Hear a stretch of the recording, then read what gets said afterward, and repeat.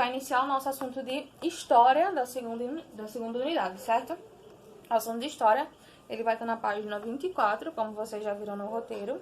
E ele tem por título Brasil, África de Todos. A gente vai começar a leitura do texto e eu vou explicando a vocês à medida da nossa leitura.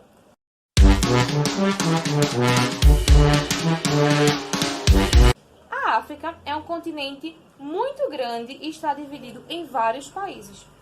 Cada país tem seu povo com costumes e línguas diferentes. Então, a África não é um país, ela é um continente. E nesse continente tem diversos países, e esses países eles vão ter costumes diferentes. É a mesma coisa que acontece aqui no Brasil. Que a gente sabe que o costume que a gente tem, não é aqui em Pernambuco, o costume que a gente tem não é o mesmo que o povo de São Paulo. Então, nesse continente existe essa mistura. A gente continua o texto. Quando os portugueses chegaram ao Brasil, eles encontraram os indígenas. Algum tempo depois, eles trouxeram africanos negros como escravos para trabalhar no Brasil.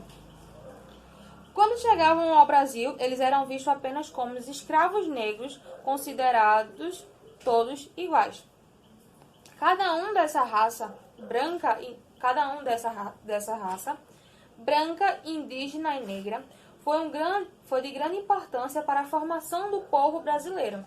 Cada raça contribuiu com seus costumes, hábitos, vocabulários, etc., na construção do Brasil. A gente já viu que o Brasil é um país de miscigenação, que é essa mistura. Então, a base dessa miscigenação da raça brasileira, ela é composta pelos negros, pelos brancos, que são os portugueses, e pelos indígenas, certo? Na época da colonização, houve uma mistura de raças. Muitos brancos tiveram filhos com indígenas e com os negros, e muitos indígenas casaram-se com os negros. Essas misturas de raças não pararam por aí. Vieram para o Brasil os alemães, italianos, espanhóis, japoneses, árabes, judeus, holandeses e outros.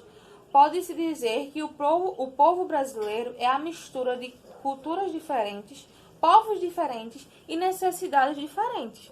Já disse a vocês, a gente repete novamente. Nenhuma pessoa do Brasil ela é totalmente branca ou ela é totalmente negra. Sempre existiu essa mistura. Às vezes, porque a minha mãe é branca e o meu pai é branco. Mas vocês não sabem assim lá atrás, se o avô de vocês era um indígena, o tataravô. Então existe essa mistura. Não é o que a gente vê agora que vai definir o Brasil. Ele vai ser definido desde lá da época que os portugueses chegaram aqui. Então essa é a importância que a gente saber que ninguém é totalmente branco, ninguém é totalmente negro e ninguém é totalmente indígena. Sempre vai existir a mistura, certo? Agora a gente vai iniciar a nossa atividade na página 24 e vai para a atividade da página 25.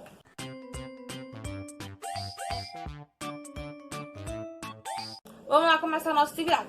Primeira questão diz assim: observe com atenção o mapa abaixo. Todas as respostas elas vão estar aqui no nosso mapa, certo? É só prestar atenção nas linhas que tem ali, o que elas representam, para onde elas vão, de onde elas vão, para onde elas vão, qual a ligação que elas têm.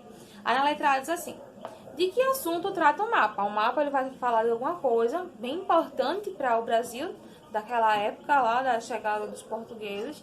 Vocês vão dizer aí, escrever sobre ele. A letra B: por onde iam os escravos da Angola? Para onde iam os escravos da Angola? Aí vocês olham aí no mapa Angola e vejam quais são os estados para onde eles iam.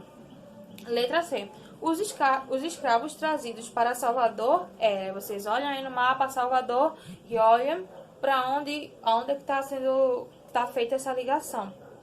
Letra D: que estados do Brasil formavam a área dos bantus? Novamente, vocês olham aí no nosso mapa e identificam. Segunda questão: além dos portugueses e dos africanos, quais outros povos que vieram para o Brasil? Eu disse a vocês que tem até aí no texto que a mistura ela não ficou somente nos brancos, negros e indígenas. Teve outras nações que também vieram para o Brasil, tiveram esses imigrantes e aconteceu a mistura com eles também. Então vocês vão identificar quais são e vão colocar a resposta aqui do lado, certo? Na página 25, a gente vai ter a terceira questão. Aí vocês têm uma um textinho, vocês vão ler o texto e vão responder as perguntas abaixo. A gente tem a letra A, a letra C. É tudo a interpretação do texto que a gente já viu aqui em cima, certo? Então, bom desempenho. Daqui a pouco a gente volta com a correção lá no grupo.